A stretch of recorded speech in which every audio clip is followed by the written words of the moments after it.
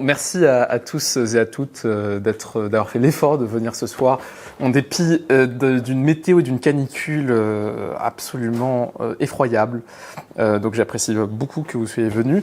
Et je suggère, comme en réalité il n'y a personne qui était là au premier cours, ce n'est pas un reproche, je suggère sauf pour toi Brian, je suggère d'introduire avec juste qui est l'auteur dont je vais vous parler ce soir.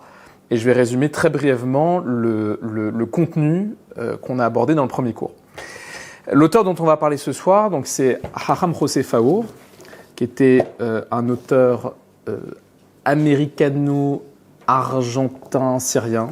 Alors pourquoi je précise ça? C'est qu'en fait, il a des origines syriennes.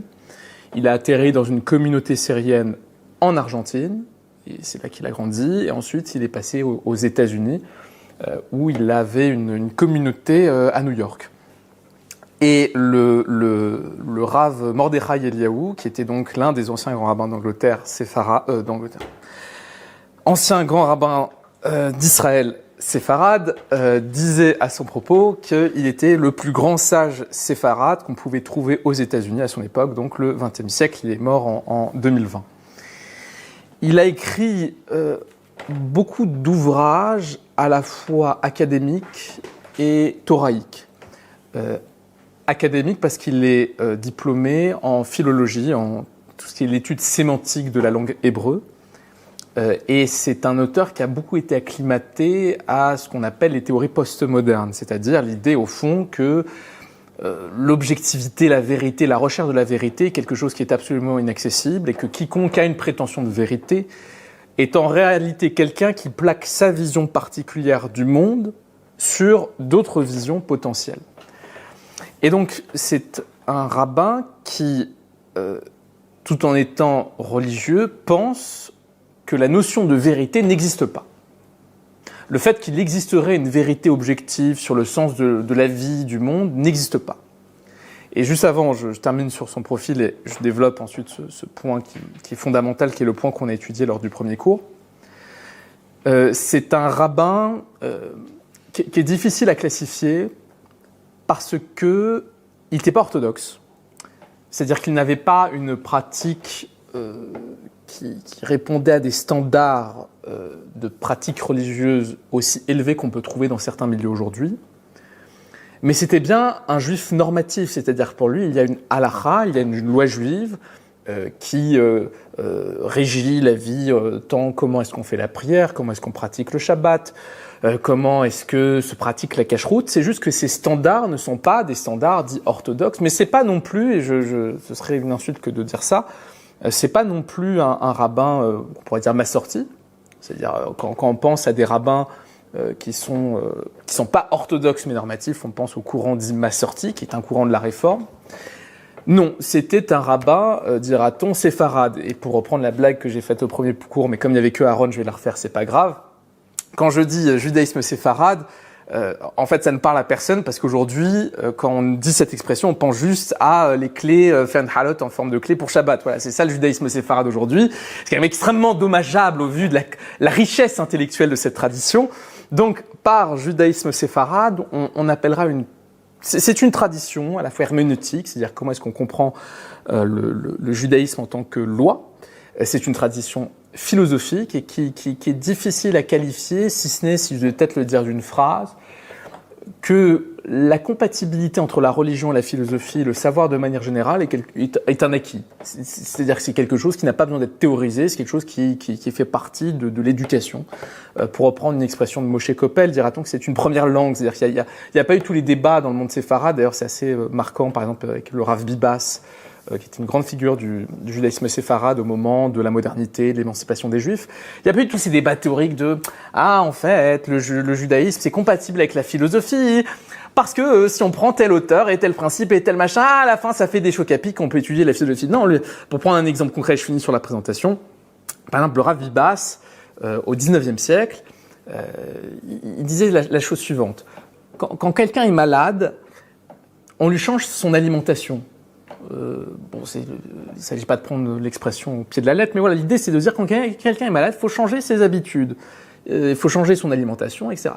Et il disait, les juifs sont malades, il faut qu'ils arrêtent d'étudier la halakha, il faut qu'ils étudient la philosophie, les sciences profanes. Voilà, pour vous donner un petit peu l'état d'esprit dans lequel ça s'inscrit.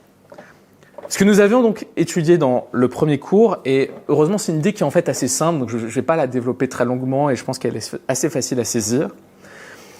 La vérité n'existe pas. Le but de la Torah n'est pas d'enseigner des vérités, c'est de comprendre le monde comme un livre. Le monde est livre. Vous avez par exemple un midrash qui raconte, donc une homélie rabbinique, qui raconte que au moment de la création du monde, Dieu a consulté la Torah et il a façonné le monde. Et nous dit le midrash, c'est la même image que un architecte, avant de construire un bâtiment, il consulte les plans et ensuite il construit l'ouvrage. Bien, c'est la même chose. Il a regardé dans un livre et à partir des paroles de ce livre, il a forgé le monde. Il y a vraiment cette idée, et il le rapporte par plein de midrashim, que dans la conception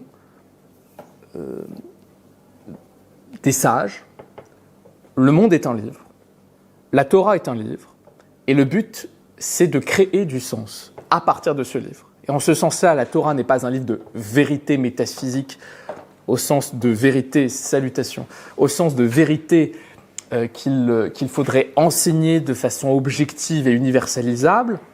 C'est une vérité littéraire. Une vérité littéraire n'est pas une vérité au sens grec du terme. Pour donner un exemple concret, quand vous lisez un roman, si vous voulez rentrer dans l'histoire qui vous est narrée, il faut partir du postulat que ce livre est vrai et que l'histoire qu'on vous raconte est vraie. Et c'est en considérant la véracité de l'histoire qui vous est racontée, des personnages qui sont invoqués, des émotions qui sont décrites, que vous pouvez intégrer, ressentir émotionnellement et créer du sens à partir de ce livre. Et tout ça part de quoi? Je termine sur le résumé du premier cours qu'on avait fait. Tout cela part d'un élément qui est fondamental dans la Torah, qui est que la Torah est composée d'une langue, l'hébreu, qui est une langue consonantale, c'est-à-dire une langue dans laquelle les voyelles ne sont pas données d'emblée. Quand vous prenez un texte de la Torah, le Shabbat, lundi, jeudi ou pendant les fêtes, toute personne qui prépare sa bar mitzvah le voit, vous n'avez pas les voyelles. Il n'y a que un enchaînement de consonnes. Vous n'avez même pas la prosodie, c'est-à-dire vous n'avez même pas où est la fin de verset. Vous avez une succession de consonnes, avec des espaces pour que ça forme des mots, mais in fine, le mot n'est pas déterminé. Pour donner un exemple concret, vous avez plusieurs exemples dans le Talmud, des sages qui vont prendre un verset et qui vont totalement en renverser le sens. Par exemple, une homélie, donc une expression à caractère religieux, spirituel, moral, une homélie rabbinique célèbre dans le Talmud, on dit à propos des tables de la loi, il y a un verset qui nous dit qu'elles étaient harut, les tables de la loi étaient gravées. Et les sages, ils disent, non, ne lis pas harut, lis herut. Ne lis pas gravé, lis liberté. Et alors on se dit, mais ça ne correspond pas au sens simple du texte, parce que le sens simple du texte, c'est harut, c'est pas herut. Bah oui, mais en fait, comme c'est une langue qui n'inclut pas les voyelles, il y a une possibilité, en fait, de remplacer un mot par d'autres mots. Et on avait conclu sur quoi? Sur plusieurs points. Le fait de dire que dans cette compréhension de la Torah, le sens est contenu dans le texte, mais il n'est jamais déterminé de façon définitive. Puisque un même mot peut créer, à partir des mêmes consonnes, vous pouvez changer les voyelles, obtenir plusieurs sens possibles. Vous avez plusieurs sens possibles, il n'est jamais déterminé, in fine, par le texte. C'est un travail du lecteur. Le lecteur va participer au décodage du texte, le lecteur va participer à mettre, si je devais simplifier, ses propres voyelles. Et donc, dans ce sens-là, le lecteur de la Torah, c'est le co-auteur de la Torah. Vous n'avez pas de sens qui est imposé, vous avez un sens qui est en permanence co-créé par le lecteur du texte. Tout cela signifie quoi? Cela signifie que puisque vous avez une langue qui n'inclut pas les voyelles, vous avez une distinction radicale entre le mot et ce qu'il désigne. Je prends un exemple très concret. En français, qui est une langue indo-européenne, vous n'avez pas cette distinction. Le mot vache ne peut pas dire autre chose que vache. Vous avez une concomitance, une égalité entre le mot et la chose. Tandis qu'en hébreu, je vous le disais, harut, ça peut donner harut. Vous changez les voyelles. Donc vous avez une distinction radicale entre le mot et la chose. Ça signifie que dans la conception hébraïque de la Torah et du monde, les choses ne sont pas. Un mot ne peut pas être. Parce que être, c'est-à-dire qu'il y a une essence, il y a une égalité entre le mot et la chose. Là, il n'y a jamais d'égalité. Vous avez toujours des sens qui sont possibles. Et donc, vous n'avez pas la possibilité d'être, de poser une définition sur l'essence des choses, elle n'est pas possible. C'est pour cela, en résumé bien sûr, que la métaphysique est rejetée chez José Faur. Parce que la métaphysique est précisément le travail de l'essence. De savoir qu'est-ce que sont les choses, alors qui sont appliquées à plusieurs cadres. Qu'est-ce qu'est le temps? Qu'est-ce qu'est Dieu? Qu'est-ce que la nature humaine? Qu'est-ce que l'âme? Mais vous avez toujours la question de l'essence qui est posée, qui est de dire donc qu'il y aurait une égalité entre la chose et ce qu'elle est. Or, la langue hébraïque, cette compréhension sémiologique, linguistique de la Torah, fait que cette possibilité de poser la question de l'être est impossible. Et il cite d'ailleurs en la matière un texte de Wittgenstein qui je trouve est assez frappant. Wittgenstein, qui est un philosophe du XXe siècle, si je ne dis pas de bêtises, qui dit que la philosophie occidentale répète les mêmes questions depuis 2000 ans. Il dit pourquoi est-ce qu'elle répète la même question depuis 2000 ans?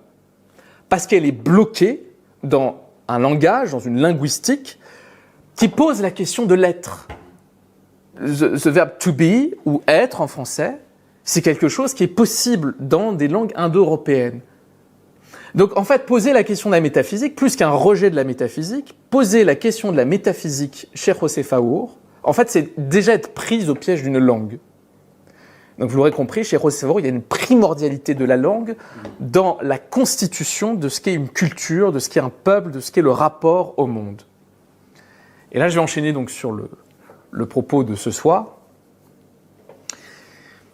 On avait terminé sur le fait que toute l'initiation du rapport de l'homme à Dieu dans le début de la Torah, dans la Genèse, est un rapport où l'homme va naître en tant qu'être linguistique. Le Targum nous dit, qui est la traduction en araméen de la Torah, nous dit qu'à propos du verset qui nous dit que Dieu insuffla une âme vivante, l'homme est une âme vivante, on lui insuffle une âme, le Targum Onkelos nous dit, qu'est-ce que ça signifie âme vivante? C'est une âme parlante. L'homme naît dans sa singularité linguistique. L'aspect fondamental à cet élément, cette singularité linguistique, c'est que c'est le langage qui nous permet de nous constituer en tant que personne. Pourquoi? Parce que le langage est ce qui va permettre de ramasser toutes les tendances internes plurielles qui me traversent et de pouvoir la constituer en une unité expressive qui est le langage.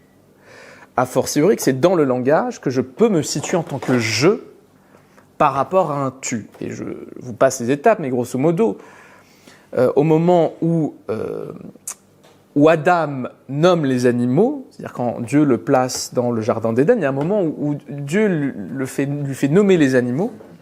C'est un moment où l'homme arrive à se distinguer en matière linguistique parce qu'il est capable de nommer les choses et de les nommer de façon conventionnelle.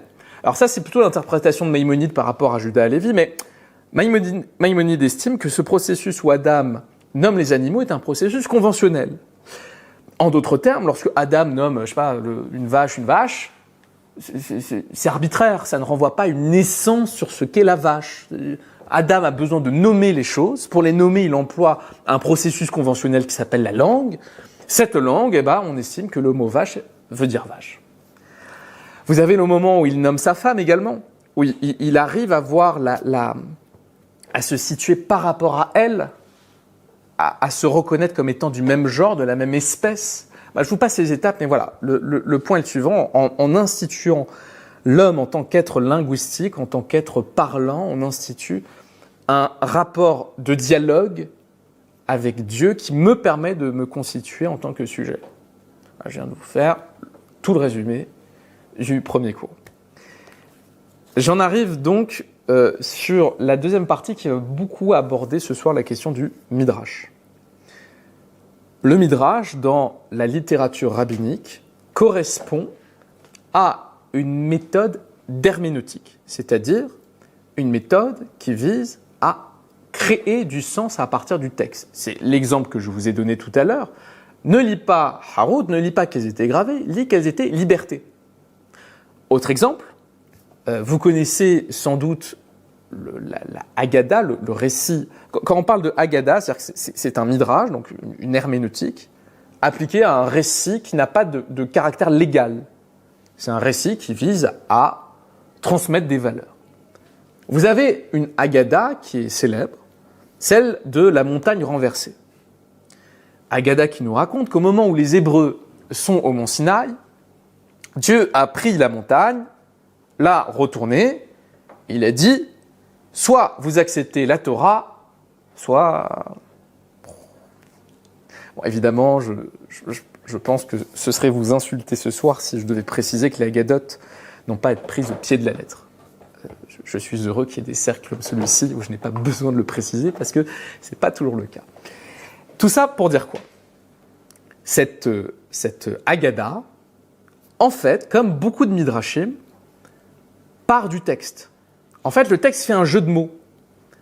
Puisque le verset sur lequel se base cette Haggadah de la montagne retournée, c'est un verset qui nous dit que les Hébreux sont arrivés en bas de la montagne. Et en fait, le mot en hébreu de « en bas », si on change les voyelles, c'est-à-dire en dessous. Et donc, il y a un rabbin, il s'est dit « je vais transmettre un message, une interrogation, une problématique autour du don de la Torah », c'est-à-dire la question du libre arbitre. C'est-à-dire, ok, ils sont sortis d'Égypte avec plein de miracles, etc. On nous dit qu'ils ont accepté le texte, mais est-ce qu'on est libre au moment où Dieu se manifeste de pouvoir accepter la Torah ? Et c'est là où la suite est intéressante, parce que, en fait, le rabbin il conclut, non, ils n'étaient pas libres, donc la Torah, elle vaut rien. Et là qu'un autre rabbin vient et dit, non, en fait, elle a été acceptée à Pourim. Bon, je passe le détail, parce que ce sera un Dvar Torah en soi. Je reviens sur mon point. L'image de la montagne retournée est permise par un jeu de mots où le mot en bas va être transformé en sous.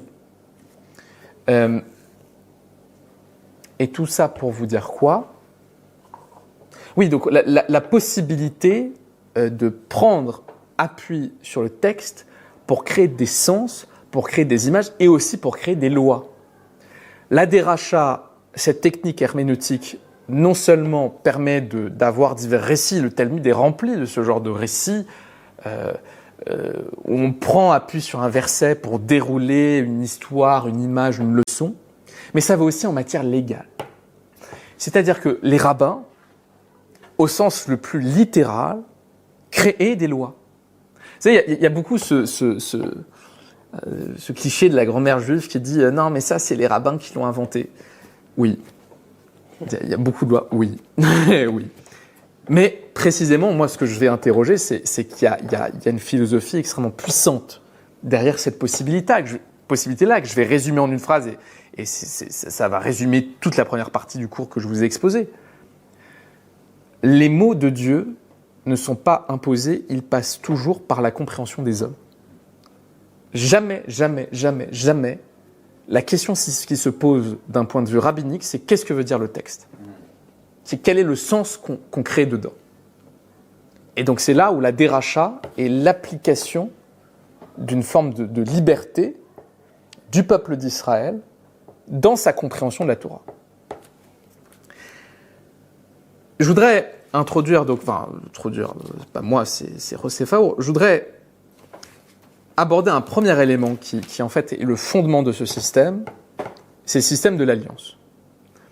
La Torah est un système d'alliance. Très souvent, quand on parle de religion, l'image qu'on a, c'est de dire que la révélation, la parole de Dieu, parce qu'elle est parole de Dieu, parce qu'elle est parole d'autorité, eh bien, elle devient normative, elle s'impose à la conscience. Si Dieu dit quelque chose, vous devez vous soumettre à cette parole.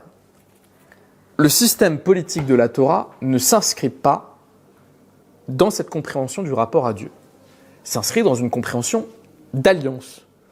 Alors, je n'entre pas dans le détail critico-historique et de dire que, en fait, l'alliance est un système qui est connu dans le Proche-Orient ancien, seulement il n'a jamais été appliqué à Dieu. En fait, il y avait des alliances entre des peuples, en général des peuples vaincus dans le cadre d'une guerre, l'alliance entre suzerains, etc. Mais le judaïsme, pour la première et dernière fois de l'histoire, a innové en appliquant ce système d'alliance, de contrat, l'a appliqué à Dieu. Et donc, ce qui rend la parole de Dieu normative du point de vue juif, ce n'est pas quelle est la parole de Dieu, c'est que les Juifs ont accepté qu'elle devienne parole normative, qu'on puisse faire un contrat, en somme. Et donc j'en viens sur, premier point, les étapes qui manifestent la formation de cette alliance et le fait que c'est bien l'alliance qui rend la Torah normative et pas la simple parole de Dieu. Alors José Faur, il nous présente 4 étapes plus une. Je vais expliquer le plus une dans quelques instants. Premièrement, il y a une proposition qui est faite. Dans le livre de l'Exode, c'est le chapitre 19, avant la révélation du Sinaï, vous avez d'abord Dieu qui propose, au sens le plus littéral, la Torah. Et Moïse va voir les Hébreux, il dit « Vous voulez la Torah ?» Et les Hébreux disent « Oui ». Et Moïse il revient vers Dieu et dit « Ils veulent la Torah ». Donc, premier point, vous avez la proposition.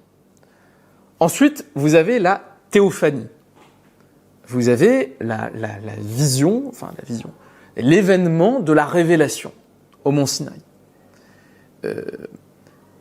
Événement dans lequel il y a du tonnerre, il y a le chauffard, il y a presque il y a l'esthétique qui rattache la révélation de Dieu, et dans lequel sont prononcées les 10 paroles, qui sont une sorte d'introduction, un préambule à l'alliance qui va être contractée entre Dieu et les Hébreux. Mais c'est pas fini. Ce n'est pas la théophanie qui rend l'alliance normative. Parce qu'après, vous avez l'acceptation explicite par les Hébreux de la proposition d'alliance qui leur est faite. On nous dit que Moïse est monté dans une sorte de nuage obscur, qu'il a reçu quelques lois, que ces quelques lois qu'il a reçues de Dieu les a transmises au peuple, et que le peuple les a acceptées. Enfin, dernière étape, et c'est là où je vous propose de prendre le texte 1, la ratification de l'alliance. Quelqu'un veut-il lire ou je m'en charge ? Je vais m'en charger. Texte 1, donc on est dans l'Exode, chapitre 24, versets 3 à 8.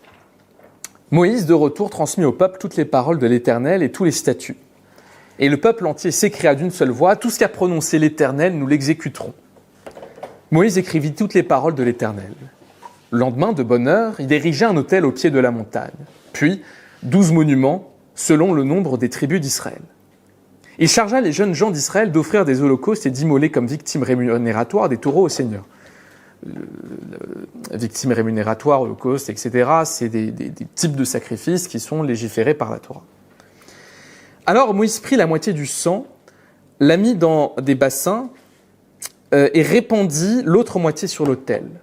Et il prit le livre de l'Alliance dont il fit entendre la lecture au peuple et ils dirent « Tout ce qu'a prononcé l'Éternel, nous l'exécuterons docilement. » Moïse prit le sang, en aspergea le peuple et dit « Ceci est le sang de l'alliance que l'Éternel a conclue avec vous, touchant toutes ces paroles. » Il y a 2 points qui sont à noter sur ce passage. Le premier point, c'est bien cette ratification qui entérine le livre de l'Alliance, qui rend l'Alliance normative, c'est-à-dire qu'il y a des lois et qu'il faut respecter ces lois. Le deuxième point, pour signifier que ça n'est pas la révélation qui est source de normativité, est-ce que vous ne trouvez pas qu'il y a un grand absent dans ce texte ? Il manque quelqu'un dans ce texte. Au moment où on ratifie l'alliance, on nous dit, il prit le livre de l'alliance, ils acceptent, Moïse prit le sang, aspergea le peuple et dit, ceci est le sang de l'alliance que l'Éternel a conclu avec vous, touchant toutes ces paroles. Il manque quelqu'un dans ce texte. Il manque Dieu. Contrairement à la révélation du Sinaï, on nous dit, il y a le chauffard, et il y a le tonnerre, et il y a le bruit, le peuple avait peur, et ne vous approchez pas de la moindre. Là, il y a tout se passe dans un calme, dans un calme, dans une sérénité. Ça n'est pas la présence manifeste de Dieu qui s'impose et qui rend sa parole normative, c'est que le peuple exécute, ratifie une alliance. Et on nous le signifie non seulement par la mention explicite du livre de l'Alliance, mais par toute la symbolique. Voilà, on nous dit qu'il a pris des monuments, il a pris des pierres, il a érigé un autel au milieu, autel qui signifie, qui ne représente pas, mais qui symbolise la présence de Dieu. Et 12 monuments selon les tribus d'Israël. On nous montre bien qu'il y a quelque chose, même dans la forme de la cérémonie, qui est en lien avec l'exécution d'une alliance. J'ai dit 4 étapes plus une. Parce que à ce moment-là, donc on est dans le livre de l'Exode, c'est le 2e livre du Pentateuque, les 5 livres de la loi de Moïse. Vous vous rendez bien compte que tout le restant, que ce soit le livre du Lévitique, le livre des Nombres, le livre du Deutéronome, vous avez des lois qui vont être données par Moïse. Donc l'alliance, en fait, elle n'est pas terminée. La procédure du livre de l'Alliance entérine un engagement précontractuel, pourrait-on dire, qui précède l'ajout postérieur de lois complémentaires qui vont ensuite être entérinées de façon définitive à Moab. En fait, le livre du Deutéronome, le livre qui nous narre le discours de Moïse avant le jour de sa mort, où il exhorte le peuple à respecter la Torah, où il annonce les défis qu'ils devront affronter, en fait, c'est une réitération de l'alliance. Ça nous est non seulement signifié par des détails textuels dont je n'ai pas le temps d'aborder le détail ce soir, mais en fait, même la structure, si vous prenez le livre du Deutéronome, vous avez la structure de l'alliance telle qu'elle existait dans les peuples au Proche-Orient ancien. Rav Sachs ou le Rav Moshe Shama en parle beaucoup mieux. Vous avez d'abord l'introduction des parties contractantes, vous avez le lieu où est formée l'alliance, vous avez les stipulations générales, c'est pour ça qu'on a une redite des 10 paroles Parashat Va'et-Hanan dans le livre de Deutéronome, vous avez ensuite le détail des lois principales, vous avez punition-récompense de l'alliance, voilà, on s'engage à faire des choses, si on respecte, il se passe ci, si on ne respecte pas, il se passe ça, etc., etc. Donc en fait, le livre du Deutéronome est un renouvellement et même entérine l'alliance qu'il y a entre Dieu et les Juifs. Et pour nous signifier que cette alliance, elle est conclue et on ne peut pas y ajouter ou y retirer, il y a à la fin du Deutéronome une expression qui est extrêmement signifiante. Ad tumam, la Torah était rédigée jusqu'à sa conclusion. Ad tumam, ça veut dire qu'on ne peut plus ajouter ni retirer. Et j'insiste sur cette idée. Contrairement à une idée très répandue par les cercles chassidiques et kabbalistiques, dans cette conception de la Torah, Dieu ne peut pas ajouter ou retirer des commandements. Vous avez beaucoup cette conception dans les cercles chassidiques qui est de dire quand le Messie viendra, en fait, on aura une nouvelle Torah et il y aura des lois qui seront abolies. Pas du tout. Dans cette conception-là, non. Dieu ne peut pas ajouter ou retirer. Pourquoi ? Parce que ce qui fait la normativité de la parole de Dieu, ça n'est pas qu'elle est parole de Dieu, c'est qu'elle a été acceptée dans le cadre d'une alliance. Dieu ne peut pas rompre l'alliance, il est le premier à l'avoir contractée. Donc ça, c'est un autre point. Et un élément qui signifie l'importance de cette alliance, et surtout l'importance de cette alliance comme socle politique à la fois pour Israël et pour Dieu.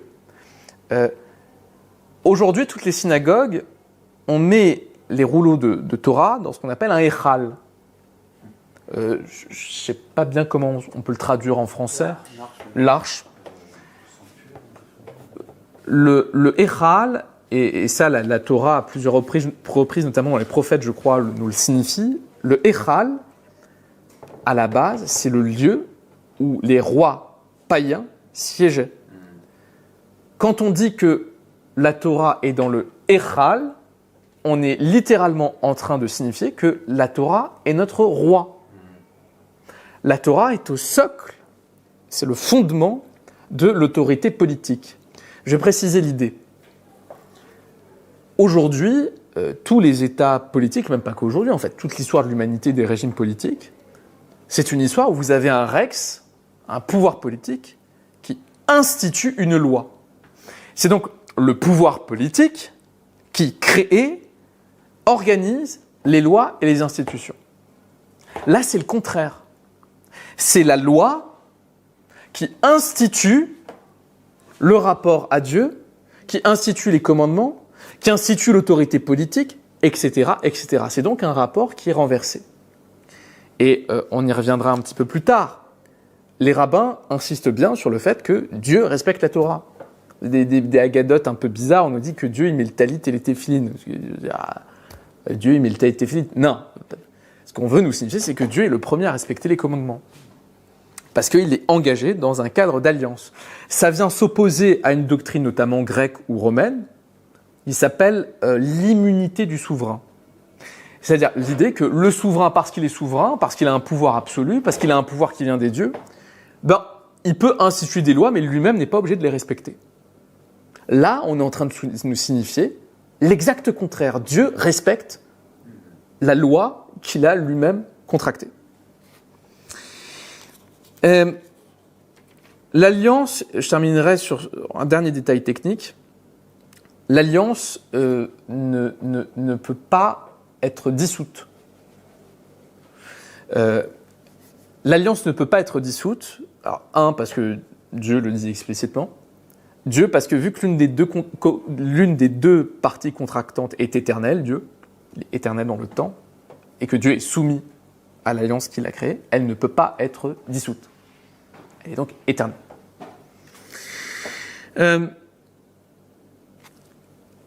Cette compréhension du rapport à Dieu qui passe par un cadre, celui de la loi, qui s'impose aux deux parties,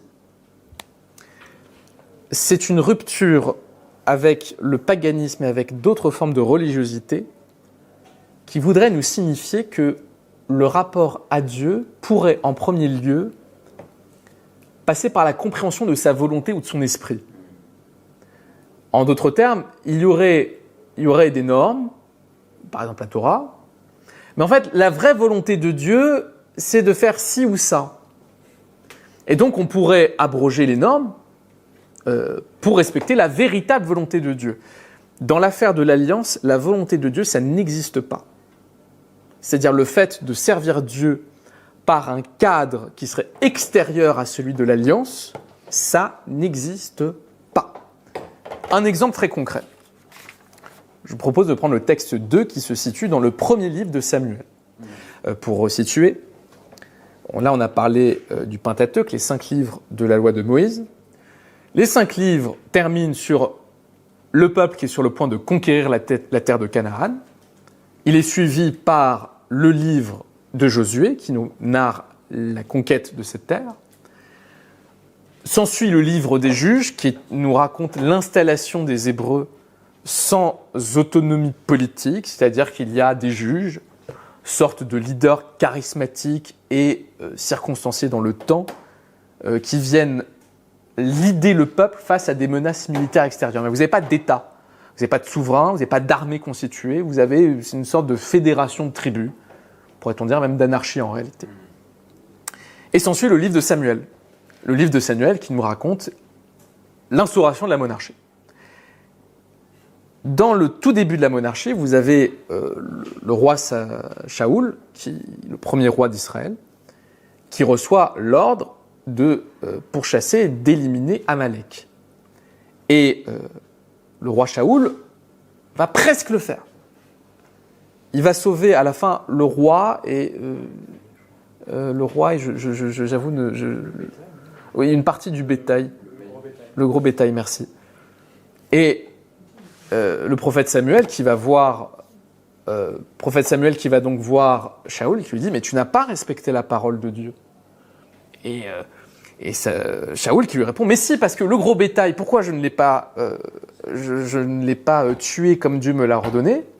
Parce que je vais le donner en sacrifice à Dieu. » Il y a cette tentation de dire « Je connais la volonté de Dieu, je vais la respecter. » Qu'est-ce que répond Samuel ? Des holocaustes, des sacrifices sont-ils autant de prix aux yeux de l'Éternel que, alors le terme français est moyennement bon, mais c'est le meilleur qu'on puisse trouver, que l'obéissance à la voix divine. Ah, l'obéissance vaut mieux qu'un sacrifice et la soumission que la graisse des béliers. Mais la rébellion est coupable comme la magie et l'insubordination comme le crime d'idolâtrie. Puisque tu as repoussé la parole de l'Éternel, il te repousse de la royauté. C'est ce moment-là où Samuel annonce à Shaoul qu'il est destitué de sa fonction de roi d'Israël. Qu'est-ce que nous apprend ce passage ? Que le service de Dieu, qui se fait en dehors du cadre de la loi, avec un grand L, de la Torah, c'est un service qui n'est pas acceptable. En ce sens-là, la Torah n'est pas tellement préoccupée par l'idolâtrie en tant que telle. Elle est préoccupée par ce qu'on appelle la avoda zara, qui n'est pas l'idolâtrie, mais le service étranger.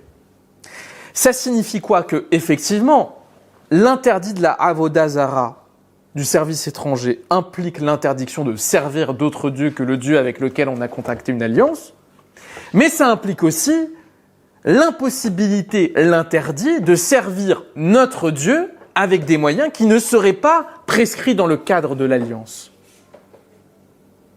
Et ça, c'est une vraie sortie de la pensée. Ça aussi, c'est une sortie du cadre de la pensée métaphysique. Je veux dire, je suis capable, au-delà du mondain, d'atteindre ce que serait la véritable volonté de Dieu. Il n'y a pas de volonté de Dieu à décrypter, il y a un livre et des commandements. C'est dans ce cadre-là que le service de Dieu peut se faire. En ce sens-là, l'Esprit de Dieu ne peut pas être pénétré, si je puis dire. Contrairement à des visions, y compris juives, qu'on peut trouver notamment dans la Chassidoute, par exemple.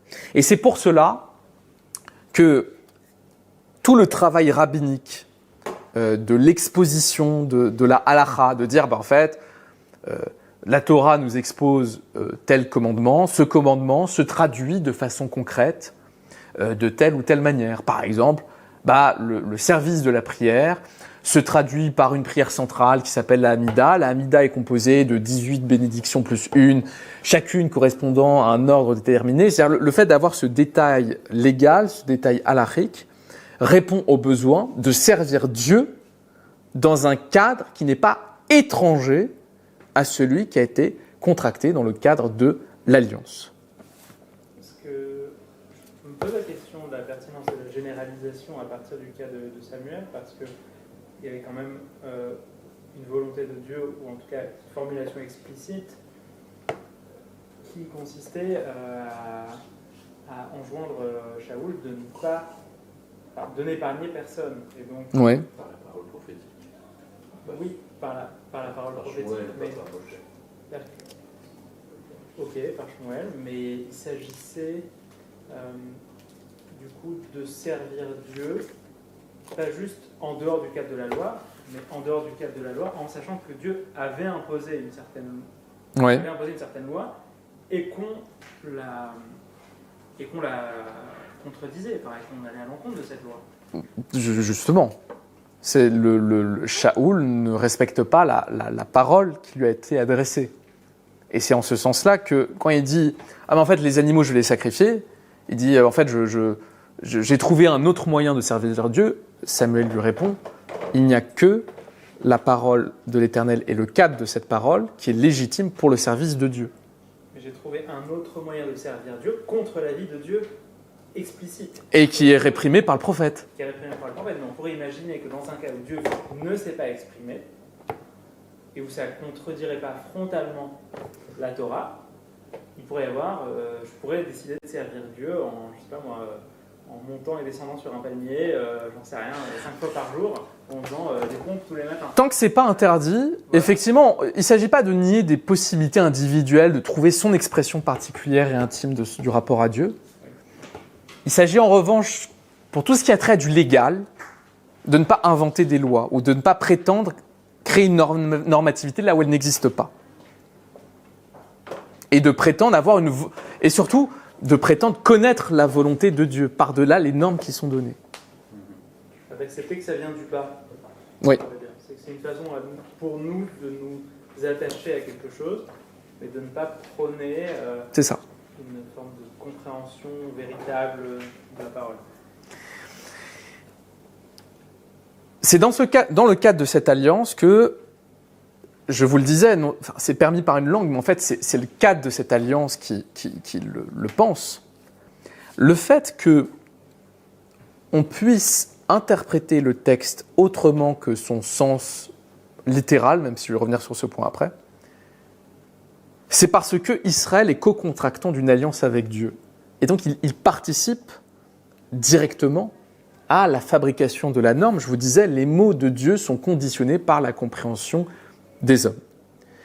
Et c'est là qu'on va rentrer un petit peu dans une technicité, mais une technicité qui, à la fin, je vais la synthétiser dans un point plus politique pour sortir des détails qui, parfois, ne vont pas sembler évidents dans le point que je voudrais viser.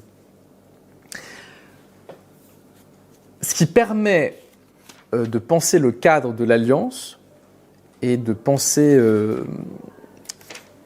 la possibilité d'interpréter les paroles de Dieu, encore faut-il s'accorder sur qu'est-ce qui constitue le cadre de l'alliance. Ce qui constitue le cadre de l'alliance, vous le savez, on a un canon qui a été établi avec, vous avez d'abord le Pentateuque, donc les 5 livres de la loi de Moïse, les prophètes, qui, grosso modo, sont l'histoire politique d'Israël et diverses paroles de Dieu adressées aux hommes, les prophéties. Et vous avez les hagiographes, qui sont beaucoup plus des paroles de sagesse. Dira-t-on que les hagiographes, à l'inverse des prophètes où c'est Dieu qui s'adresse à l'homme, dira-t-on que les hagiographes, c'est presque l'homme qui s'adresse à Dieu. Donc vous avez, en ce sens-là, ce qu'on appelle des publications nationales.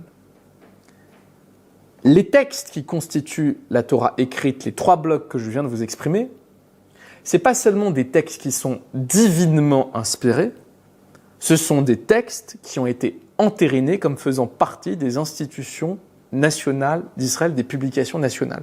Ça va avoir des impacts concrets, qui est notamment la conservation de ces textes dans les archives nationales d'Israël, le temple de Jérusalem, la codification de comment est-ce qu'on peut faire une copie de ces publications nationales, et le fait que ces copies qu'on fait, vous avez un texte, vous avez le rouleau de l'Alliance, il faut en faire des copies pour, typiquement aujourd'hui, avec les Sifrei Torah qu'on lit à la synagogue. Le fait d'avoir une codification de la possibilité de copier ces textes implique également que les copies valent l'original. Vous n'avez pas un texte suprême, vous avez un texte qui se transmet parce qu'il est national. Et parce qu'il est national, il a vocation à être diffusé dans l'ensemble du peuple. Et c'est pour ça que le canon, aujourd'hui, il est fermé. Aujourd'hui, on ne peut plus ajouter de texte ou en retirer du canon officiel, parce que nous n'avons plus d'institution nationale au sens religieux du terme. Nous n'avons plus de Sanhédrin avec un peuple qui adhère à ce Sanhédrin. Je n'entre pas dans les détails techniques, mais ça ne s'explique pas que par des raisons théologiques, qui est que Dieu ne s'exprimerait plus par sa parole. Il est que Israël a perdu ses institutions nationales et donc ne peut pas légiférer sur des choses que le peuple n'a pas acceptées lui-même. Et ajouter à cela, et j'en termine sur un point un peu classique, qui est de dire « la Torah est composée de la Torah écrite et de la Torah orale ». Donc voilà, je vous ai présenté le point écrit. Vous avez aussi ce qu'on appelle la Torah orale, c'est-à-dire les interprétations qui sont données à partir du texte. Et le point sur lequel insiste José Faour, c'est que cette distinction fondamentale entre un texte écrit et un texte et une parole orale d'interprétation, certes, c'est comment le judaïsme rabbinique se configure, mais en fait, cela vaut pour n'importe quel type de texte.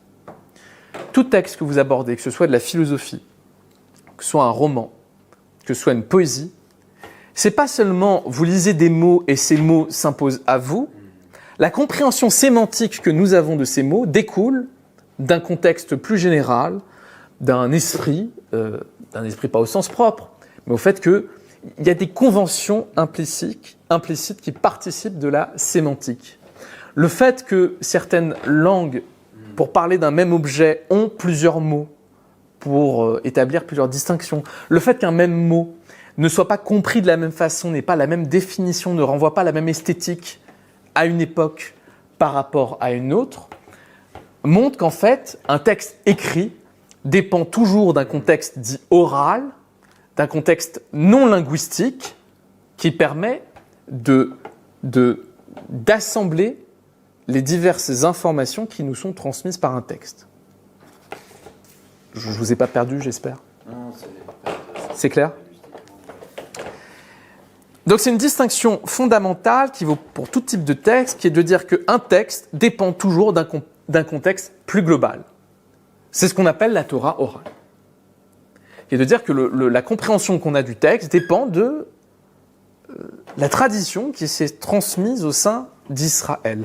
Le terme qui est employé par la tradition séfarade pour parler de la loi orale et de toute cette tradition qui s'est transmise, je ne m'intéresse pas à tous les détails d'historicité, ça ne m'intéresse pas ce soir, je prends en bloc, ça s'appelle la lei mentale, c'est-à-dire vraiment tout cet apparatus linguistique et non linguistique qui nous permet concrètement d'approcher le texte et de coordonner les diverses informations qui sont contenues à l'intérieur.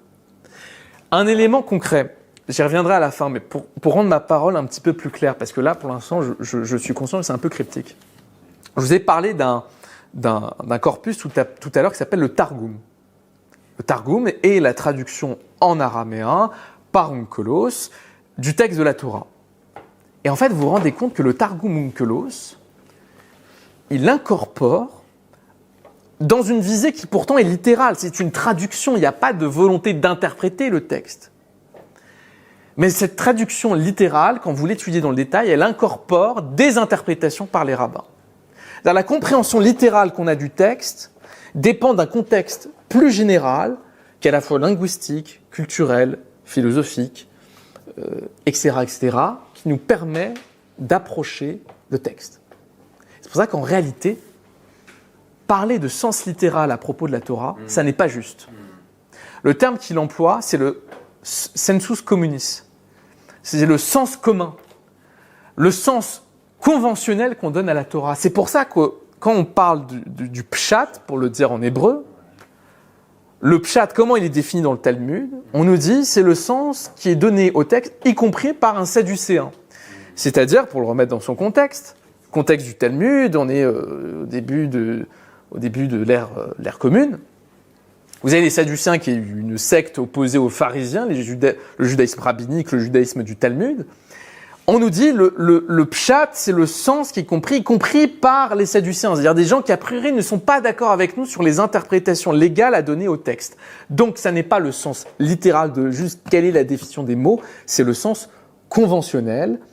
Et c'est pour ça qu'on y reviendra un peu plus tard. Mais en fait, le sens conventionnel qu'on donne à la Torah, il évolue. Il n'est pas figé. Vous avez plusieurs traditions massorétiques, c'est-à-dire comment le texte est agencé dans sa compréhension. Mais ça, j'y reviendrai un petit peu plus tard. D'ailleurs, les chats, les shot, les hachis, c'est l'idée de mettre à plat, se défaire de quelque chose et donc de le mettre à plat, donc de passer de 3 dimensions, on va dire à 2 dimensions. Et donc, le pshat, c'est le sens qui est, on va dire, mis à plat, mis aussi à disposition de tout le monde. C'est pas forcément quelque chose de... pas forcément le sens littéral. Absolument. C'est hyper intéressant. Absolument. Même déshabillé, quoi. Ouais. Comme si en ayant ses habits, il était un... C'est ce qu'on disait aussi. Le parachat cette semaine. C'est pas en relief, pas profond ou quoi, simplement, on va dire... Comme si dans sa simple, nudité, il était plat. Alors, on pourrait dire dans sa nudité, c'est là où tout va se révéler, mais en fait... c'est plus plat. Et derrière, mais ça on voit, je pense, par rapport à la soutenance de Samuel ce matin, c'est l'idéalisme aussi, la façon grecque ou allemande de penser la langue comme un outil formel qui a une vérité en soi et qui vaut formellement. Et enfin, alors que et ça ne tient pas poétiquement, avec une écriture poétique, qui est notamment le propre des langues sémitiques, entre autres, mais toute écriture poétique, qui n'entre pas dans un cadre purement formel de sens. Oui, absolument. Donc, Ouais. c'est hyper intéressant. Pour reprendre les termes que j'avais utilisés dans le premier cours, on avait introduit par une distinction qui nous est présentée par un texte qui s'appelle le Maxime des Pères, qui est un texte qu'on trouve dans le Talmud, pour simplifier. Un texte qui nous dit qu'au moment de la création du monde, Dieu a créé 10 choses, dont, ce qui est marqué en hébreu, le ketab et le myrtab. Et l'interprétation qui est donnée par un sage médiéval qui s'appelle Al-Barceloni, et qui est rapporté par un autre rav qui s'appelle Rav Hanan El. Le ketab, c'est l'alphabet, donc les consonnes. Consonnes qui, je vous disais, en soi ne veulent rien dire. Ce sont des syllabes imprononçables. Dieu a donné aussi le myrtab, la possibilité d'ajouter des voyelles, c'est-à-dire la possibilité de créer du sens à partir des mêmes consonnes. La ley mentale, c'est-à-dire cette tradition orale, c'est le myrtab, c'est l'interprétation, c'est les voyelles qu'on ajoute, c'est la compréhension qu'on a du texte par rapport aux consonnes qui sont figées. Donc j'insiste encore une fois sur cette idée. Dans la compréhension de José Faour, qui se réclame bien évidemment d'une tradition qui n'est pas que personnelle, les mots de Dieu sont conditionnés par la compréhension des hommes. On en revient toujours à ça. Et c'est pour ça d'ailleurs qu'il y a un interdit qui a été bravé par les rabbins, parce que les circonstances historiques l'ont obligé, mais il y a un interdit normalement de mettre le Talmud à l'écrit. Pourquoi ? Parce qu'il dit en fait ça n'a pas de sens de mettre à l'écrit ce qui permet d'interpréter le système. C'est-à-dire, vous avez un objet qui s'appelle la Torah, vous avez des interprétations qui dépendent de la subjectivité, de l'époque historique, de la géographie. Si vous transformez ce système d'interprétation en quelque chose de figé, eh bien, il passe du système d'interprétation à l'objet lui-même. Donc vous aurez besoin d'un nouveau système pour interpréter. C'est pour ça qu'à la base, a priori, cette ley mentale, la loi orale ne peut pas être figée dans le texte, parce que c'est ce qui permet de le comprendre. Par exemple, un phénomène, exemple concret, un phénomène physique peut être traduit en langage mathématique. Le phénomène physique, c'est le ketab. Le langage mathématique, c'est le myrtab, c'est ce qui permet d'interpréter. En revanche, je ne peux pas traduire des mathématiques en phénomène physique. Ce serait figé en objet, ce qui relève de l'interprétation.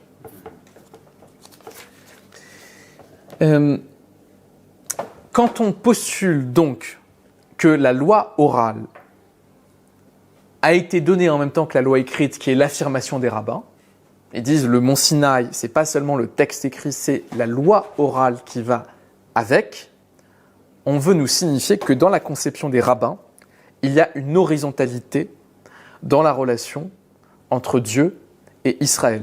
Parce que ça signifie que Dieu ne peut jamais imposer le sens, envahir l'esprit d'Israël qui interprète le texte de façon permanente. La loi écrite, c'est les mots de Dieu. La loi orale, c'est comment nous interprétons le texte qui nous est donné. Vous avez bien deux parties qui sont dans un rapport d'horizontalité. Et j'en reviens sur une Haggadah que j'avais déjà citée la dernière fois, mais parce qu'elle est extrêmement pertinente. La Haggadah sur le four d'Arnaï. Il y a des sages qui débattent sur pureté, impureté d'un four. Je ne rentre pas dans le détail légal de en quoi consiste ce débat. Voilà, vous avez des rabbins, ils ont un four. Ils débattent, est-ce que ce four est pur, impur, est-ce qu'on peut l'utiliser ou pas ? Et il y a un rabbin qui s'élève, qui dit j'ai raison. Et si j'ai raison, que le courant du fleuve remonte dans l'autre sens. Et le Talmud nous raconte que le fleuve est remonté dans l'autre sens. Et les rabbins, ils l'ont regardé, ils ont dit, mais c'est pas une preuve, ça. Tu es en minorité, donc, puisque tu es en minorité, tu as tort. Et il continue, il dit, ah, non, j'ai raison, la loi est selon moi, et si j'ai raison, que les murs de la maison d'études s'effondrent sur nous, et les murs qui commencent à s'effondrer sur nous, et les rabbins qui arrêtent les murs, qui disent, non, mais c'est pas une preuve, en fait. Tu es en minorité.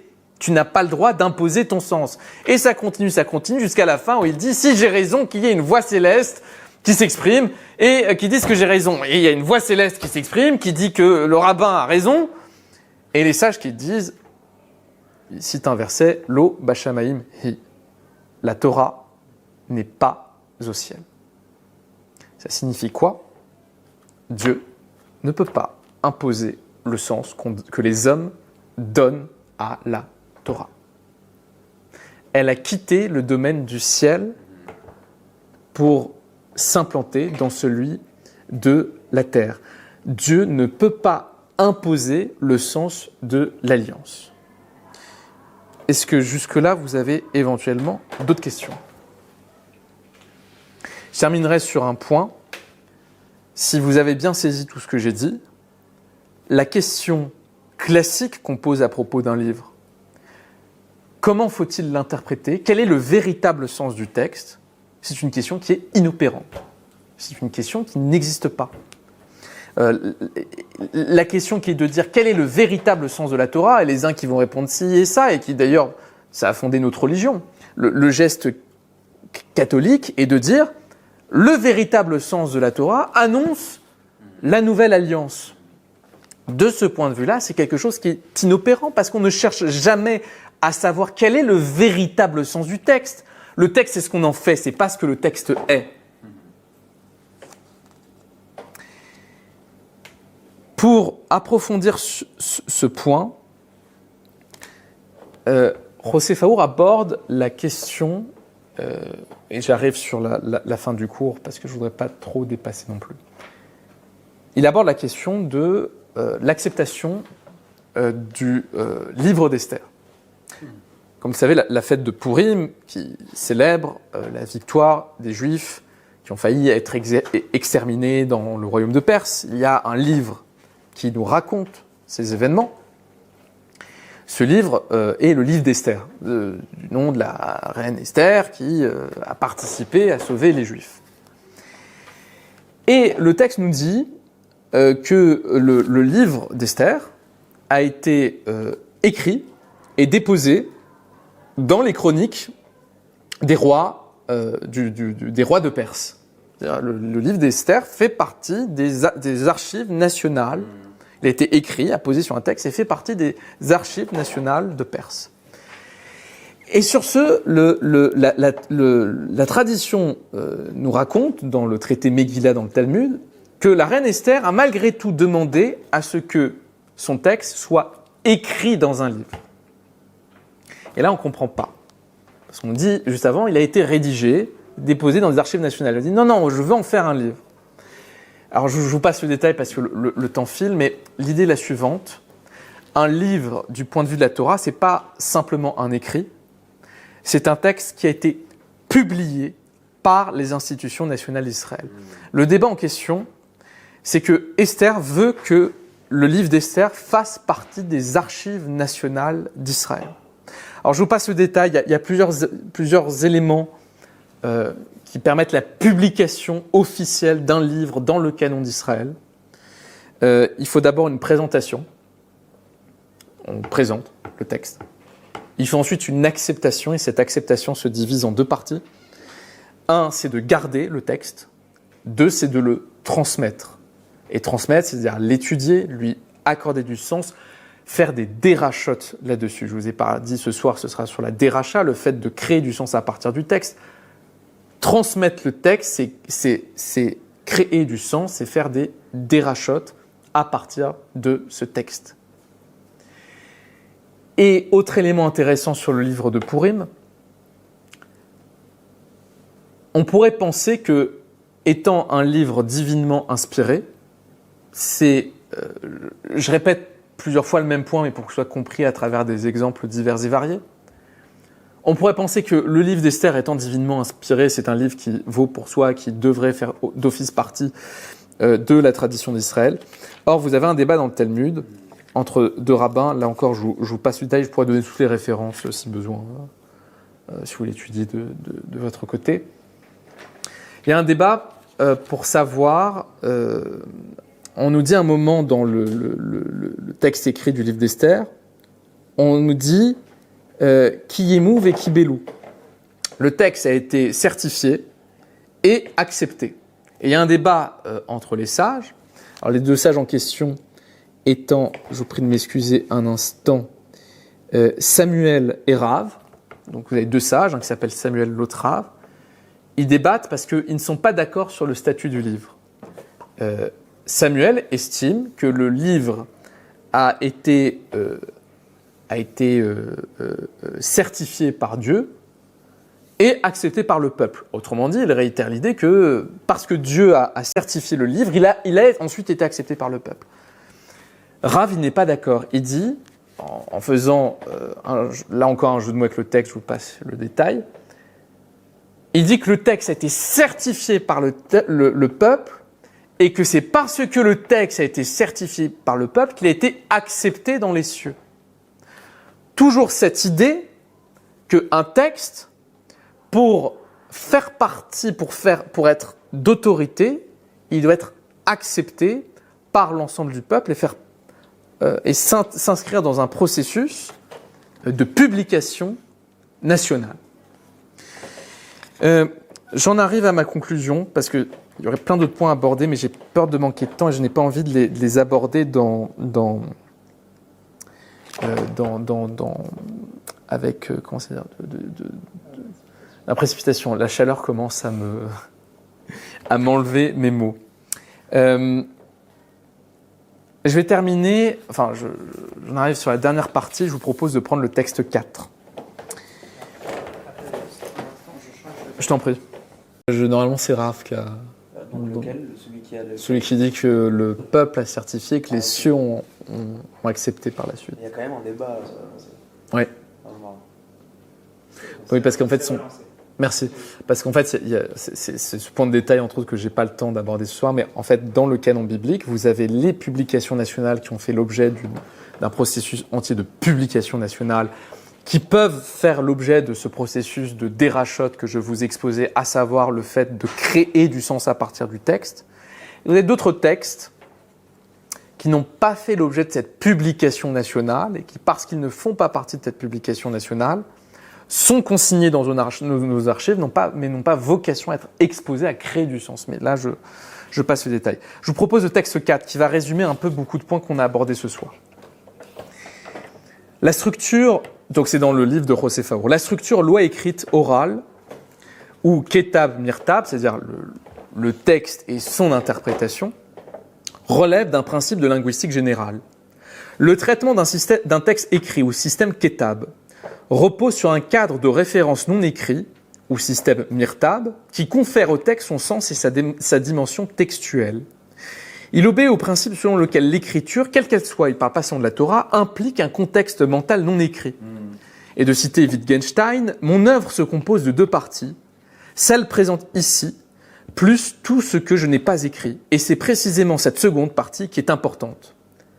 Les séfarades hispanophones désignent la loi orale servant de contexte non écrit à l'écriture par lei mentale ou loi mentale. La loi mentale repose sur l'appareil linguistique qui confère une cohésion psychologique et épistémologique, c'est-à-dire la racine de la connaissance, à une communauté locutrice, autorisant certaines connexions syntaxiques et en rejetant d'autres. Elle s'apparente au sensus communis de Vico, un auteur italien de la modernité. Le sensus communis et la lei mentale trouvent tous deux leur origine dans un état prélinguistique. Ces jugements sont primordiaux. Selon les termes de Vico, ils constituent un jugement sans réflexion, partagé par toute une classe, tout un peuple, toute une nation, toute l'espèce humaine. Comme pour le sensus communis de Vico, la loi mentale n'a pas été communiquée verbalement, mais enseignée aux nations par la providence divine. C'est en vertu de son appareil linguistique qu'une communauté traite la parole et produit du sens, établit certaines connexions syntaxiques et en rejetant d'autres. Et pour être un peu plus concret, passons au texte 6 que je vous ai communiqué. Non, pas texte 6. Ah, pardon, j'ai oublié d'ajouter un texte dans la panoplie. C'est pas grave, je vais le dire de façon très simple. On ne comprend pas Hamlet aujourd'hui au XXIe siècle comme eux l'ont compris au moment de son écriture. Ça signifie bien qu'un même sens littéral dépend d'un contexte plus global de compréhension au sein d'une communauté linguistique à l'aune de ses expériences. Et en fait, toute langue a son propre midrash, a sa propre déracha. Les mots renvoient de façon invisible à un contexte plus global ancré dans une communauté linguistique déterminée.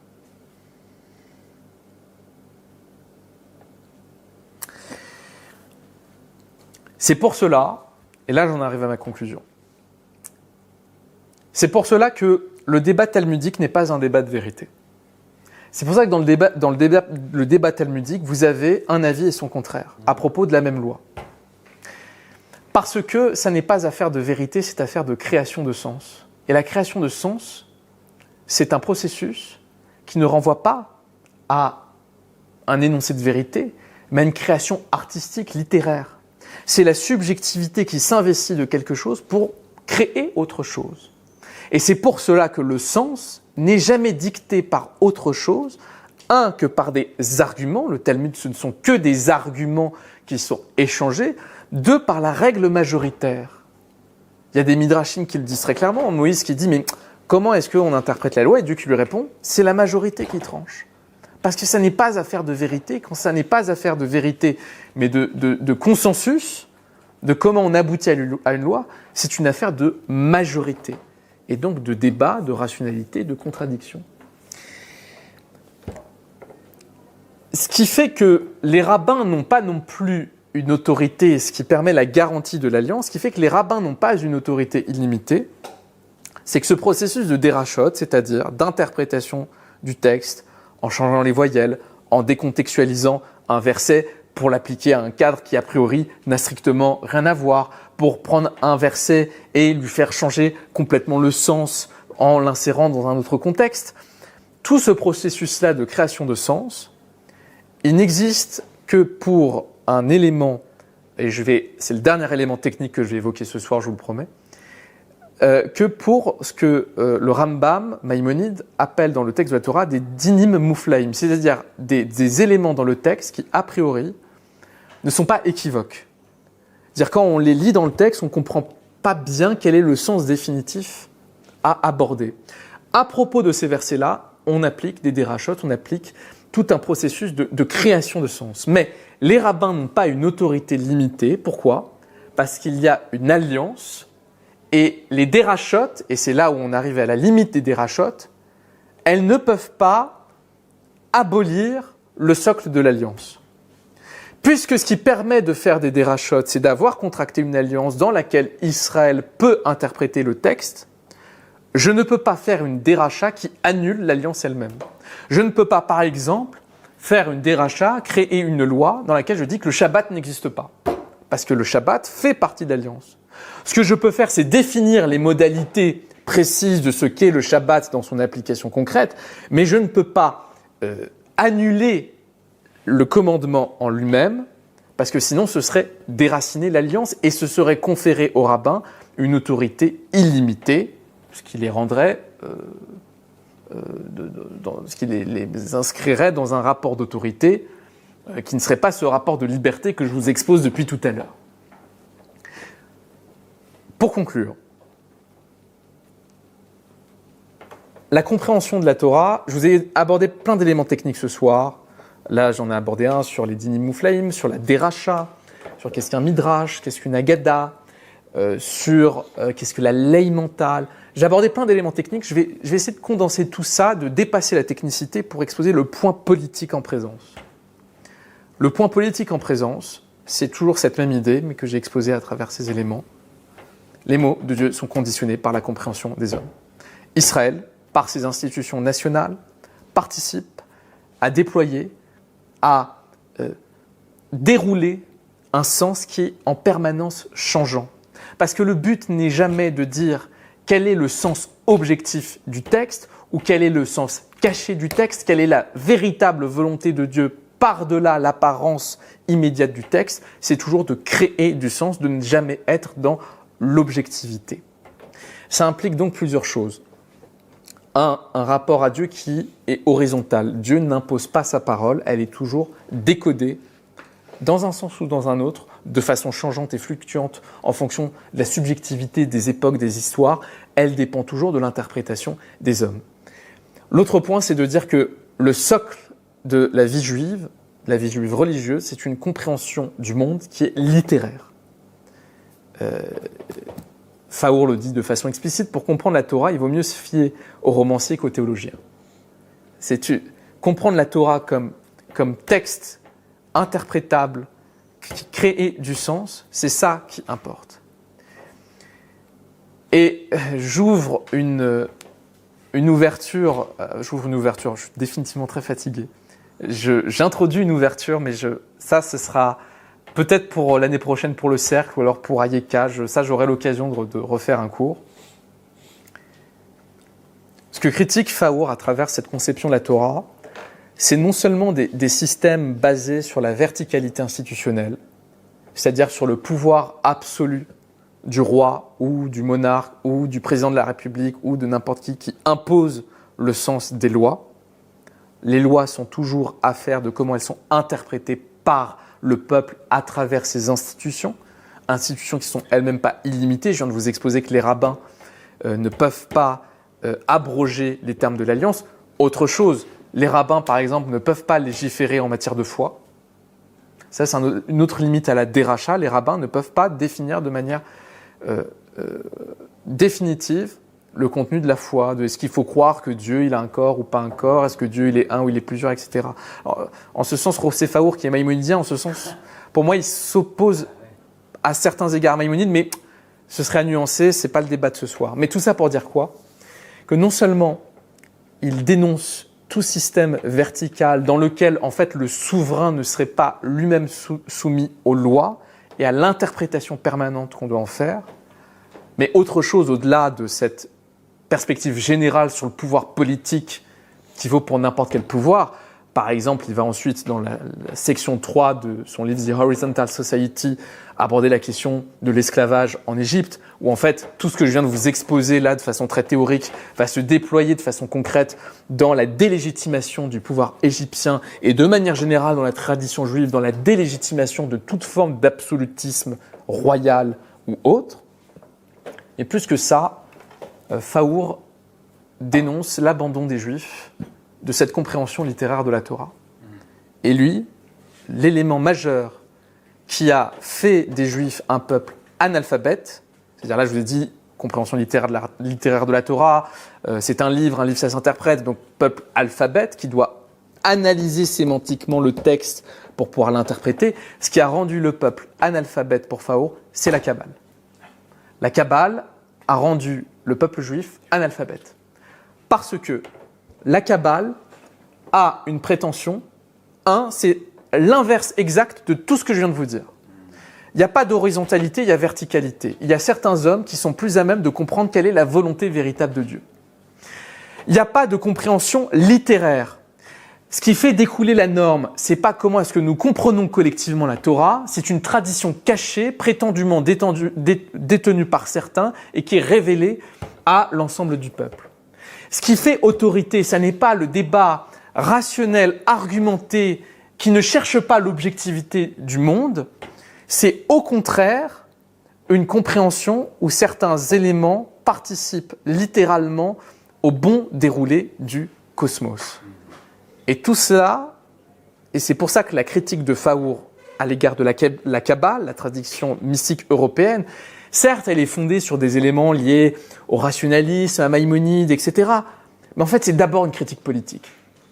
Et comment ça se traduit de façon très concrète ? Tous les systèmes qui sont tirés de la Kabbale sont des systèmes dans lesquels vous avez un Rebbe qui énonce quelle est la bonne voie à suivre, et pas que en matière halachique. Je vous disais, dans cette compréhension de la Torah, le rabbin a une autorité, mais elle est limitée. Le fils de Rambam établit de façon très claire, on n'écoute pas les rabbins sur tout ce qui a trait à de la science, on n'écoute pas les rabbins sur tout ce qui a trait à de la médecine, on n'écoute pas les rabbins sur tout ce qui a trait à de la philosophie, etc., parce que ça n'est pas de leur domaine d'autorité, ça n'est pas leur compétence. À l'inverse, dans le système kabbalistique, puisque vous avez des hommes qui détiennent une connaissance plus profonde, plus intime, non seulement avec le monde, mais avec Dieu, eh ben, vous avez un système vertical qui s'imprime. Le dernier élément, enfin, parmi d'autres en fait en réalité, mais un dernier élément qu'on peut évoquer, je vous disais, un élément fondamental du service de Dieu dans cette compréhension de l'alliance, c'est que le service étranger est impossible. La seule manière de servir Dieu, du point de vue légal, c'est de respecter les lois telles que décryptées par les institutions nationales d'Israël. La mitzvah, le commandement, c'est pas ce qui est écrit dans le texte, c'est comment les institutions nationales d'Israël ont décodé le texte et ont abouti à telle formation de la mitzvah. Les kabbalistes ont une tendance précise à s'opposer à cette compréhension-là, puisqu'il y a des actes qui traduisent mieux que d'autres la volonté de Dieu. Malheureusement, je n'ai pas le temps d'aborder ce soir, parce que là, je viens de vous résumer quelque chose comme, je pense, 500 pages de livre en 3 phrases.